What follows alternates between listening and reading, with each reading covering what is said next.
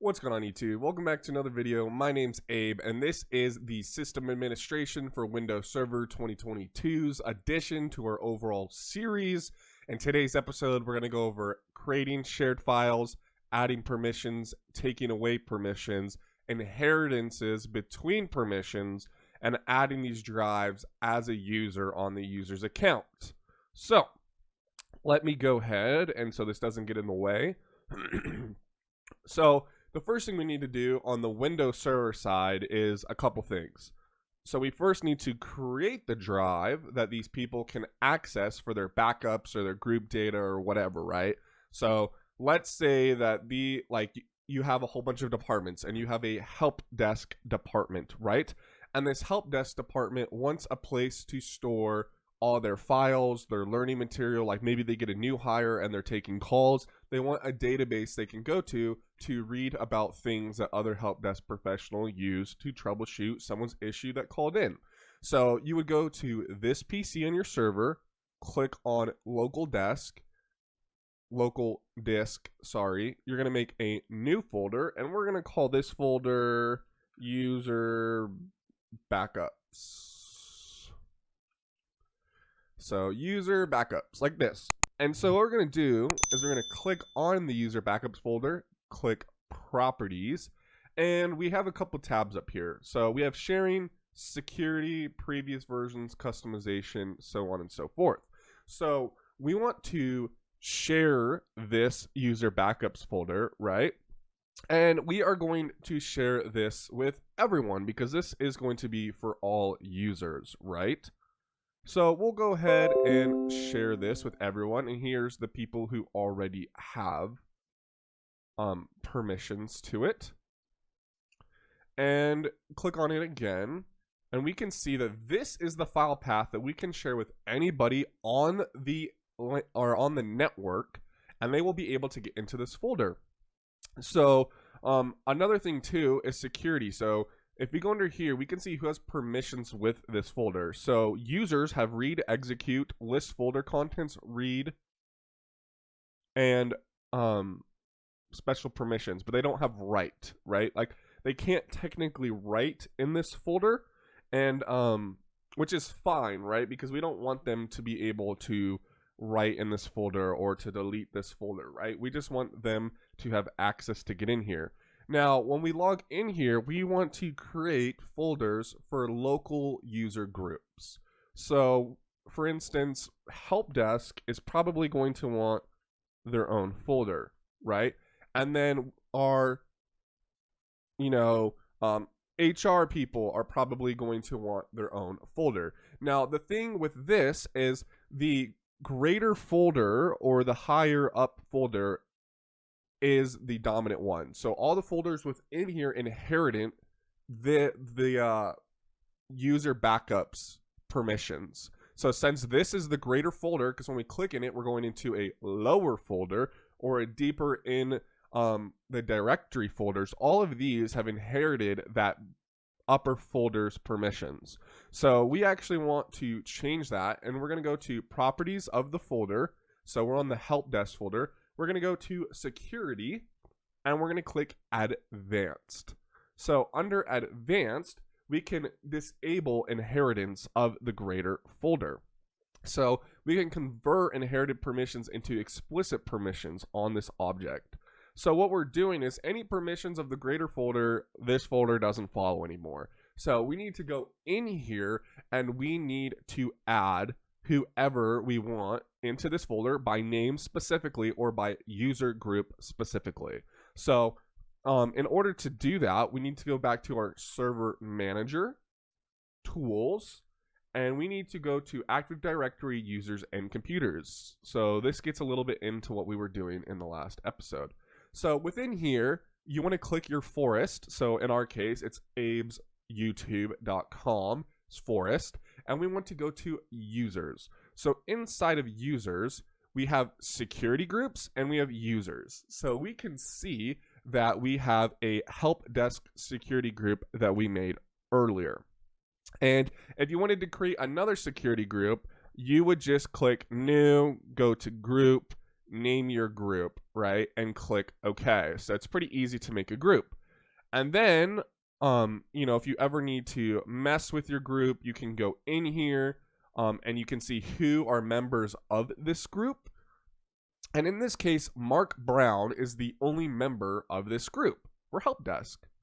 And if we can even verify that by clicking on Mark Brown and going to properties, and we can go click member of, and we can see he has all users, domain users on our forest, and he has help desk permissions.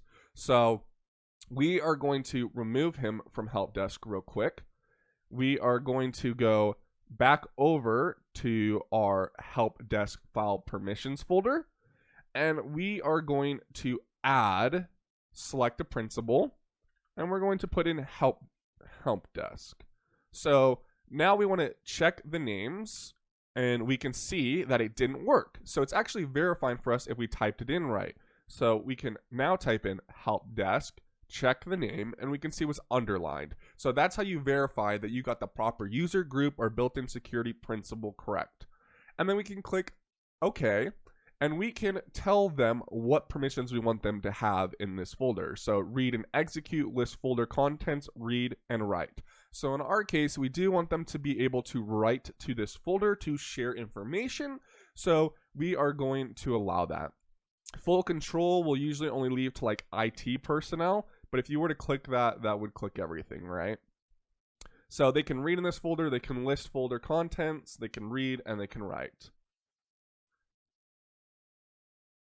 Okay, so we're going to click OK. So help desk individuals can now use this folder. So what we want to do is go back to our greater folder, right? We're going to go back here, and we want to attempt to access this folder. So when we go to sharing, we can see it's //server 2022 /user backups. So I'm going to pull this to my other screen so I can read that if I forget any of it. And we are going to now go on to Mark Brown's computer. So under Mark Brown's computer, we talked about this in a different episode, but you can click on this PC, right click on it, and we can click map a network drive. And so when we map a network drive, you can click or select any drive letter that you want. Obviously, we can see C drive is gone because that's what Microsoft uses. So you do //server 2022 /user backups, just like this. And then we can click reconnect at sign in. So we're going to click finish. Windows cannot access server backups. You do not have permissions to access. So isn't this very interesting? Contact your network administrator. So we can see that the permissions are working because he's a part of help desk, but does not have, or help desk does not have permissions to access this folder. So next thing we want to do, which you could do this in the first case, but in our case, this is a learning experience. What we're going to do is we're going to go back over here, and we are going to click security. We are going to go to advanced once again, and we are going to add help desk to this folder. And we're going to click OK and apply. And now we will go back over to the Windows machine, do the same thing, map a network drive. Oh, it's already on there. It's just saying we don't have permissions. So now we can access this. Awesome. So let's try to access help desk, and it lets us in. And we can access HR, and it lets us in. So now we have access to these, but see, we have access to HR, and we don't want access to HR necessarily, right?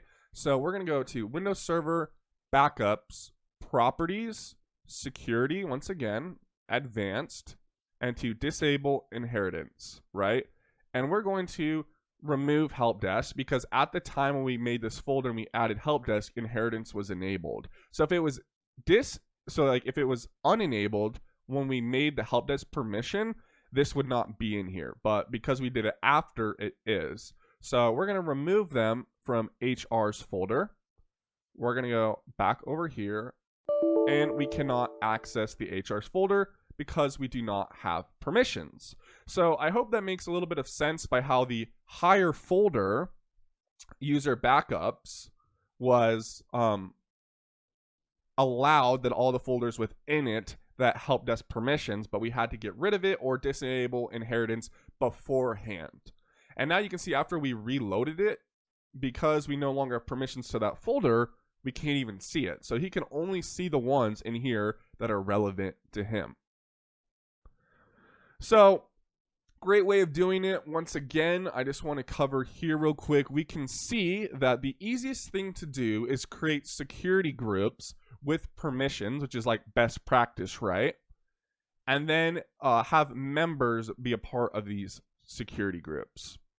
That's the easier way to do it, because if you needed to, for instance, take a whole bunch of people off a specific folder, individually adding every single one of them to have the file permissions is very hectic. So once again, we're going to go to RPC local. If I was to go in here and I was to click properties and I was to add people, and I had to add every single individual of help desk, and there's 100 people on the help desk team, it would be very hard to take and remove people. It would be easier just to add them to the help desk security group and remove groups as needed, so you could do hundreds of tasks at one time. I hope that makes sense. If you guys have any other questions, please leave a comment. And if you found this content useful, or you want to stay along to become a full-blown security analyst, please subscribe. Stay tuned for another video.